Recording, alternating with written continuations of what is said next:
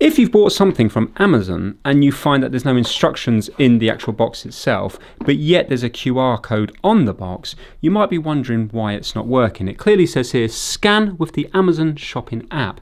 Normally when you do your QR codes, you might just do it via the camera app on your phone, but in this instance, it's not going to work. So if you have a look here, if we go into it, it's going to come up with something that doesn't relate to the instructions whatsoever.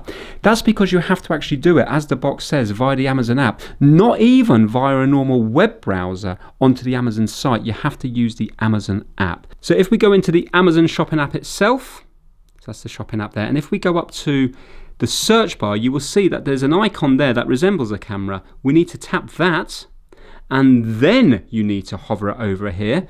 And it's not just hovering it, once you're over it, you actually have to take the picture.